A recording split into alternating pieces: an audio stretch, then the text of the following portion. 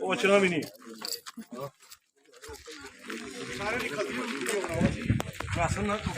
अंदर ही बन से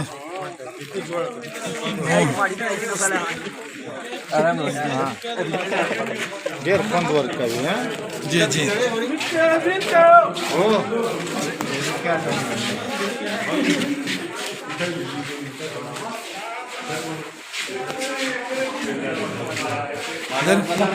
छोटी शुरू कर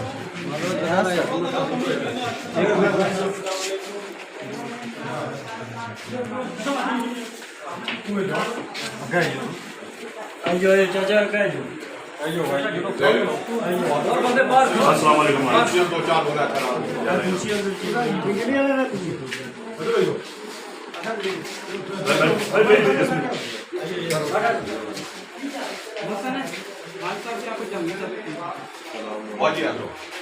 बोल सुनी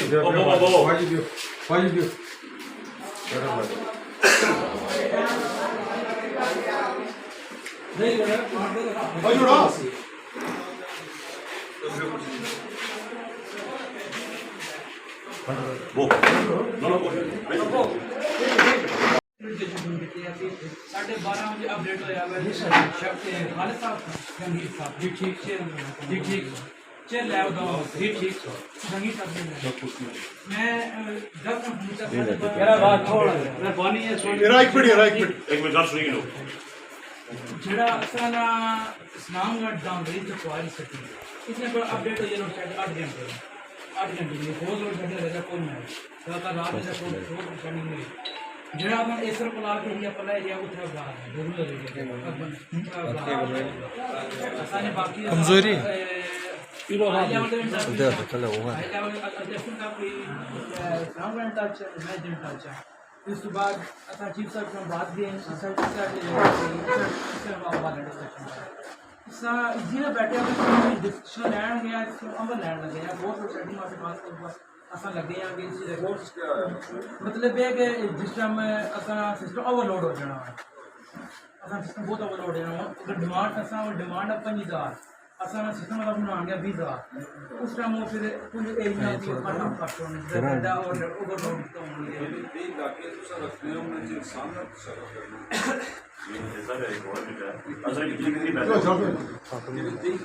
जी हाँ बिल्कुल ठीक है जी इंसानों की सबक या गवर्नमेंट के लोड शेडिंग का लोड शेडिंग क्यों है पिछले दौर क्यों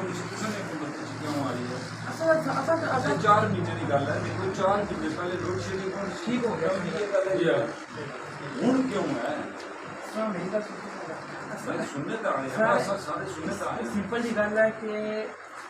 जो शेड्यूल जारी होने लगे ना असा को कंट्रोल ही कोई grid station control RCC regional control centre नहीं होना चाहिए मुक्तसर दसो से ग्रिड स्टेशन में कराइए जी हाँ बिल्कुल असल जिम्मेदारी है तुसा नाल बिल्कुल ठीक है थोड़ी रीडिंग लेने के पर क्या करा बिल्कुल मैं भी गया ठीक है टोटल शेड्यूल सारा था लोकल जो चकसवारी 3 घंटे जोड़ा ये पिछले महीने तो आडो आया जी इस्लामाबाद जो लोड शुरू होती वो इतना हो आधा कश्मीर टोटल 3 घंटे शेड्यूल है लोड शेड्यूल तब तुम्हारे ग्रिड ले कहने के बरक्यात करा रहे जो करा सर असम बरक्यात तो कंट्रोल ही बनी था सर 3 घंटे ना न्यूज़ों पर आया 3 घंटे पहली गल ठीक है दूसरी गल सारे जने बैठे 100 यूनिट ना 970 रुपये मीरपुर पैंट चो कोई सब दरिया च अपनी जमीन दे साढ़े बस कम आया वा 970 भी है 970 रुपये 1818